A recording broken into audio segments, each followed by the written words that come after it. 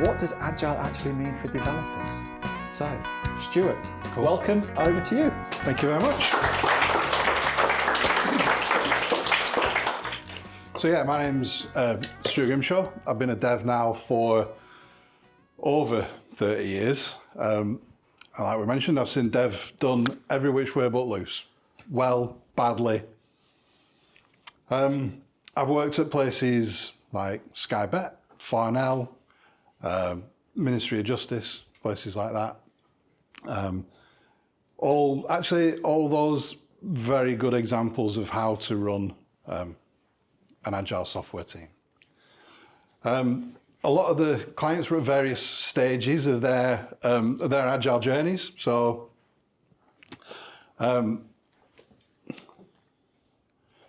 you can imagine there's a lot of best practice and a lot of bad practice in that. This is the first time I've given this talk, by the way, on a brand new laptop. So strap yourselves in. This is going to be an interesting ride. It's about the day-to-day things that you do as a developer or could be doing as a developer. And it was born out of a bit of frustration. A lot of agile transformations tend to start with the project managers who go on a Scrum Alliance course and they come back and now they're Scrum Masters. Business analysts that go away and do a course and now they're product owners. But the developers were it almost felt like, because the developers' job titles hadn't changed, the way they worked and their jobs hadn't changed either. So this talk is kind of born out of a bit of frustration that I had. And I've kind of written down some of my thoughts on what you can do as a developer, regardless of what kind of agile development you're doing. Even a lot of this you can apply if you're still working in some kind of waterfall project. So a lot of it is based around the DORA metrics, not that one. I'll assume that there's some people in the room that have heard of it, but just a quick recap. They're split into two areas, speed and stability, and the things that you measure to give you an idea of your expertise in those areas. So the four main bits of DORA are change lead time, which is how long does it take to go from an idea in somebody's head to being used in front of a customer. You've got your deployment frequency, which is pretty self-explanatory. It's how often do you deploy stuff to your customers. The failure percentage, which is how often do those deployments fail. And that doesn't just mean how often does the deployment fall over and not work. It's also includes things like how often do the things that we deploy not actually fix the problem for the customer. So there's that to bear in mind. And then there's also, that's linked to that last metric, the time to recovery or mean time to recovery, which again includes if your deployment's gone catastrophically wrong, how long does it take for you to stand that back up again? But also, how long does it take you to fix the problem in the first place if the thing that you've rolled out doesn't work or doesn't fix the problem for the customer? And that's linked back to the change lead time as well, obviously. So the first thing that I think is important for developers is something called trunk-based development. And that's not just a whole bunch of developers just YOLOing changes onto the trunk. It's more a strategy for keeping your branching strategies as simple as possible. So there's places where you've got your trunk, you've got a release branch, you've got the next release branch after that, you've got feature branches coming off the release branch, you've got pre-prod branches branched off your release branches and fixes branched off your pre-prod branches, and it quite literally turns into a mess really quickly, and it's really difficult to manage. That slows you down managing that, so it affects your time it affects your lead time. It makes deployments slower because they're difficult to manage.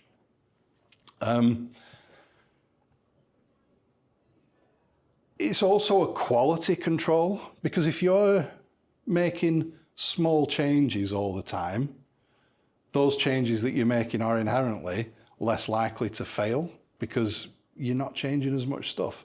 If you're deploying, even if you're deploying something that as a waterfall project would seem fairly quick, you're deploying maybe 2, 3, 4 weeks worth of changes. That's a heck of a lot of changes still.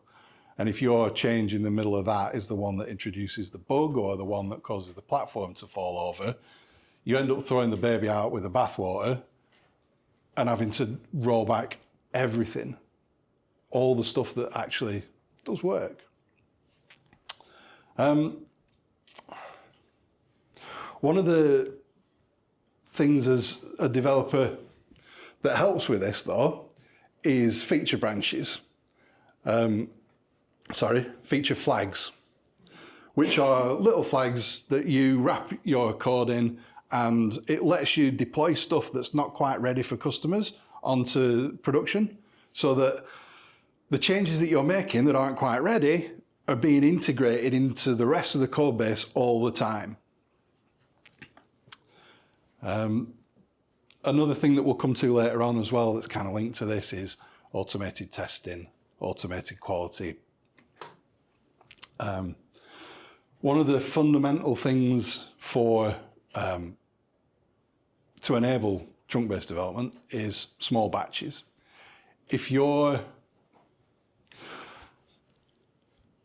I'm going to phrase a lot of this from the point of view of a developer rather than the project as a whole.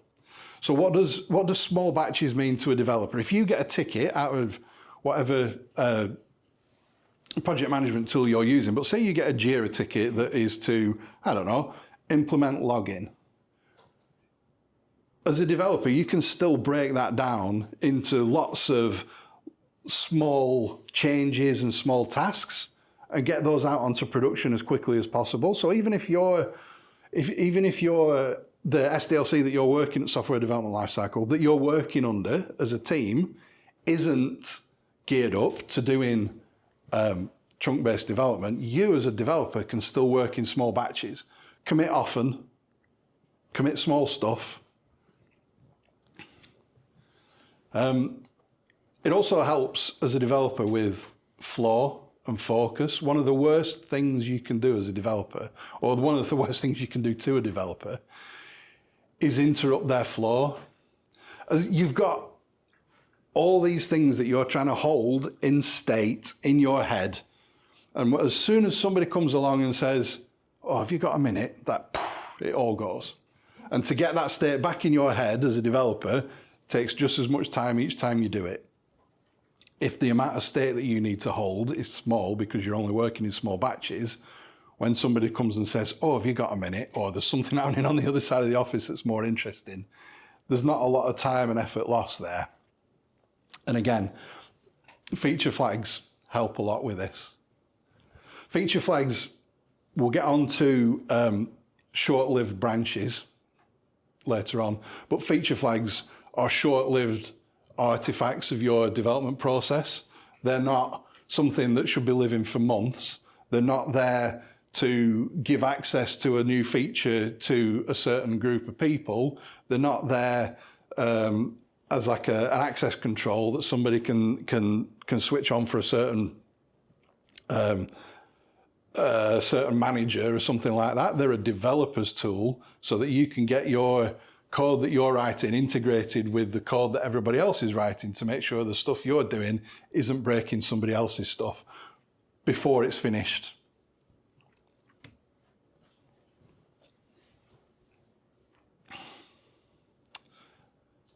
So what is continuous integration? We all know, or I don't know the experience of the audience, so I'm going to assume that most people here at Agile Yorkshire already know continuous integration is merging your changes in little and often, like we've just talked about.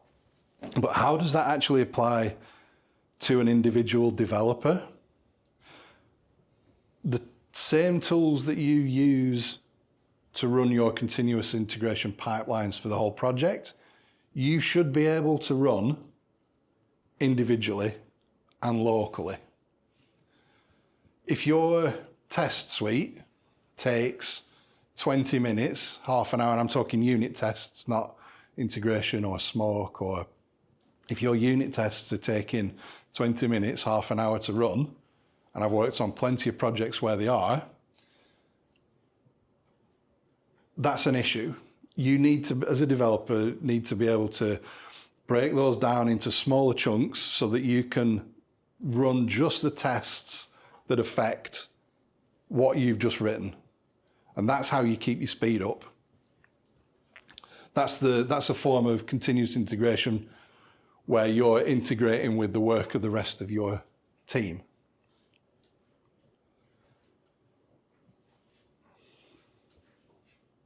It also gives you confidence that the stuff that you're writing isn't going to break. I don't know how many other developers there are in the room, but I've worked at plenty of places where I commit stuff just to the rest of the project, never mind rolling it out to the customers, and it fills me with a sense of dread because I know I've changed something fundamental. I've changed something that touches the billing platform, or I've changed something that affects how customers log in or add things to the cart. A good test suite gives me the confidence that I haven't at least made it any worse. And everything we've talked about so far, and everything we're going to talk about later on, all feeds into developer confidence, a psychological confidence that the changes you're making at the worst aren't going to make things any worse.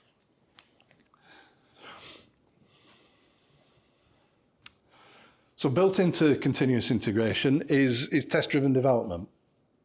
Again, it's an absolutely fundamental piece of most Agile workflows.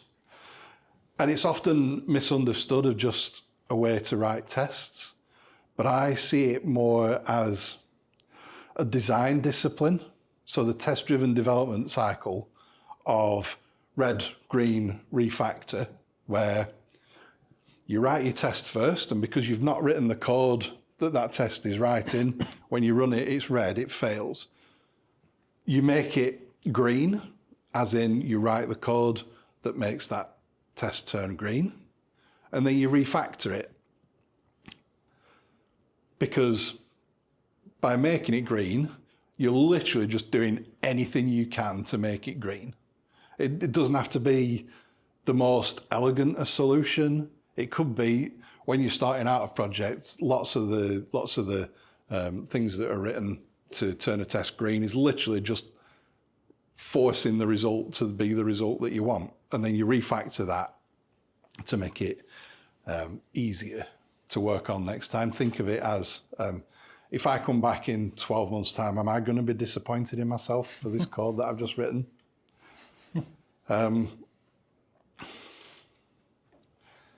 It forces you to think about the things that we were talking about before in smaller batches. So it leads into that, it helps with that. Therefore, it accelerates your speed, it reduces your change time, the confidence that you get to roll these and deploy these changes out. Helps with your time to delivery, change lead time, I called it earlier on. And it also helps with your deployment frequency, because really every change that you're committing locally, you should be pushing up, and it should be integrating.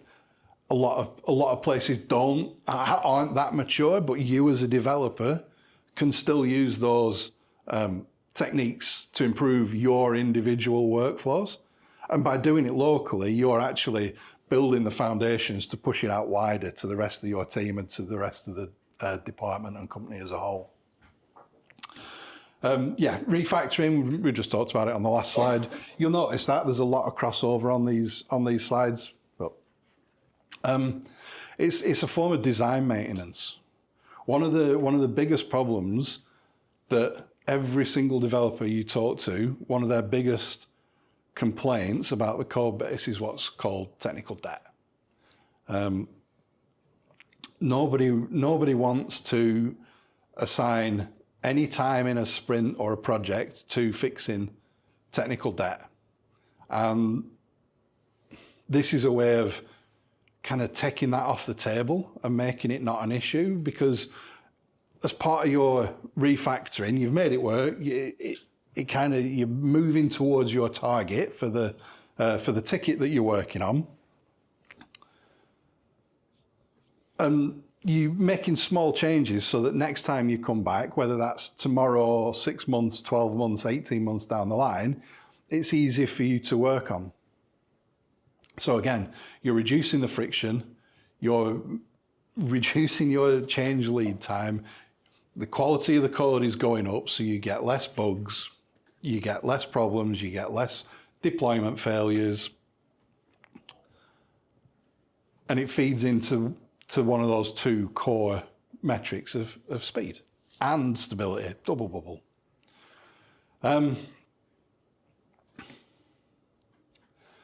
Yeah, it's a duplicate slide, I guess. Tech debt management is an ongoing task, I guess, that you fold into the rest of your workflow. Tech debt is the opposite of speed. It absolutely kills your speed. If you've got a piece of code or a code base that is like a rat's nest of badly designed or stuff that I'll come back and fix later, there's absolutely no chance that you're going to be able to A, deliver anything on that code base at speed, or B, with any kind of confidence that it's going to work when you roll it out. Doing your tech debt management as you go in small chunks takes it off the table, takes that away as an argument. You don't have to have a tech debt sprint. You don't have to have tech debt tickets that you have in your backlog that you have to negotiate with your product owner to bring into a sprint.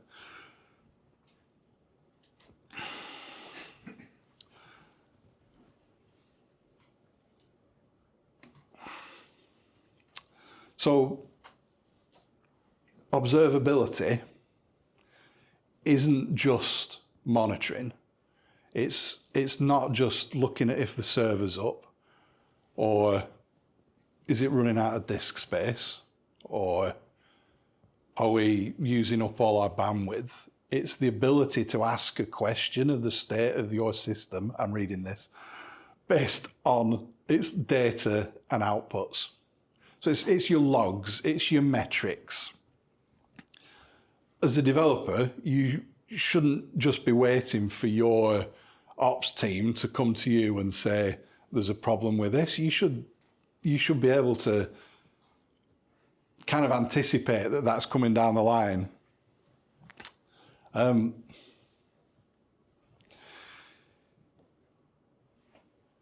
If you don't have a level of observability over your code, then you're going to really struggle to improve its stability, because you don't know that it's falling over.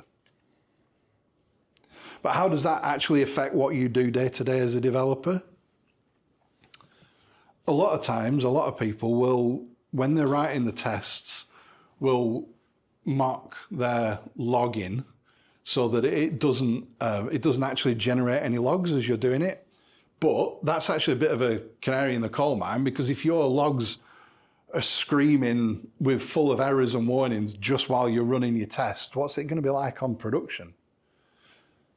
So you can write your tests to assert that that a certain error has been thrown, but what are you going to do when you run it and you're going down the happy path and it's full of warnings?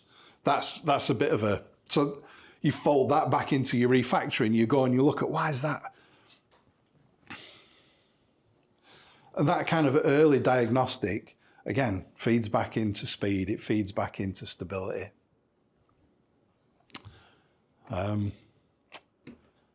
There we go. Any questions? Yeah. So I really liked the bit that you talked around tech debt and tech debt management. Yeah. Years ago, I was on the delivery side, so I was the person pressuring me to get that code out. Have you got any tips for people in the room? I guess the question twofold. I describe tech debt as it's like a plunk. So you pull one bit of code Yeah. and then it all undone the nest, as you would say. Yeah. So are there any tips for anybody in the room for trying to articulate to the delivery side or even leadership about the importance of protecting that time for addressing tech debt as part of test-driven development? Yeah. Or I guess the other part is there a way of measuring how long it would take by not addressing it as part of the sprint? So that last question is easy to answer, no. Okay, that's what I thought. And it is difficult. If you're a product team, it's difficult to argue with the product owner to say, no, we have these problems, we need to do it. The way to solve it with them is to tie it back into the metrics that they care about. So if you're measuring your lead time to deliver a feature, you can point at the tech debt and say, this tech debt is affecting this metric. Or if you're not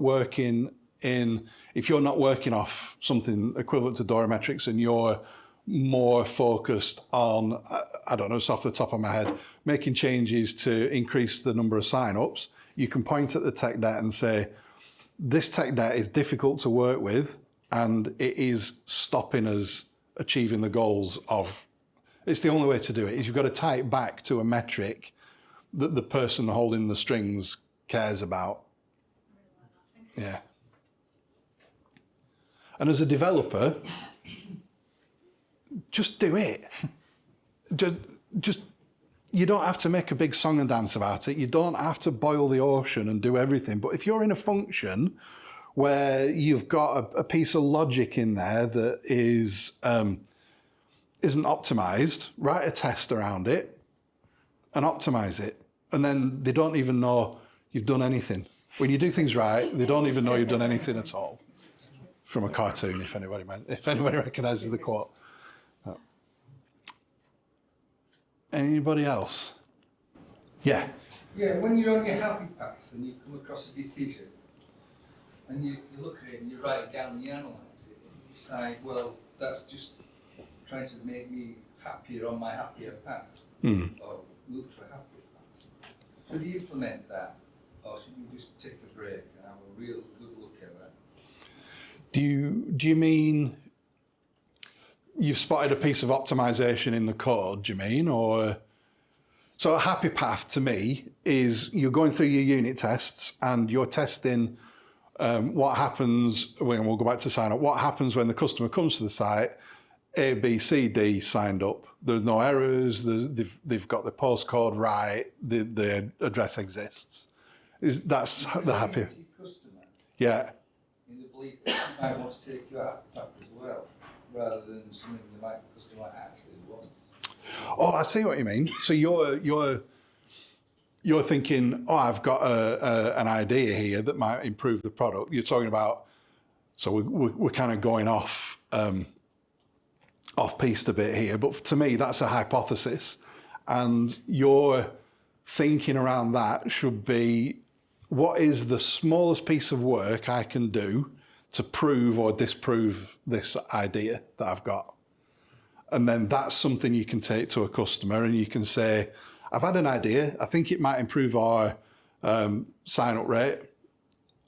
I've had to think about it. We can spend a few hours doing this, and it might not even be a thing that you change in the code. It could be some manual. It could be just putting a message out on social media that says, who'd be interested in signing up for this? So the piece of work you can do might not be, it might just be wandering around the office and saying, what do you think of this idea? Would this be easier? Or mocking it up in Figma or something like that. So it wouldn't necessarily be a whole big piece of work that you do as a dev. It's thinking, here's a hypothesis, what's the smallest piece of work we can do to prove or disprove it? And then what do we learn from doing that piece of work? Okay, thank you. Is that, Yeah, that's fine. I'm around later on if you want to dive deeper into that. That's a whole other talk, is that, yeah. I really love the way you talk about refactoring, and a lot of the stuff it sounds like you're talking about is how can you make the thing as small as possible, so if it goes wrong you can either fix it or talk to somebody about it, and especially when it comes to refactoring, because from a delivery point of view, tech debt can always sound a little bit scary, and the way you're explaining it sounds a lot easier, I think, for somebody from a delivery or product side to like get a handle of, like it feels more real. So yeah, I just want to say it's really great how you explained it. Thank you. Like I said earlier on, this is the first time I've delivered this talk. And I appreciate it was clunky in places. I would love some feedback. I don't know if there's a mechanism There is, through. So nicely segued. yeah, please do be as brutal as you want. So on the feedback forms you've got on your chairs. Thank you. There is a space for you to leave your comments, what you thought about the talk, what you thought, so that Stuart can then learn from it and take it onto a talk somewhere and be a TED talk somewhere. Thank you, Stuart. Thanks very much. Thank you very much. Cheers.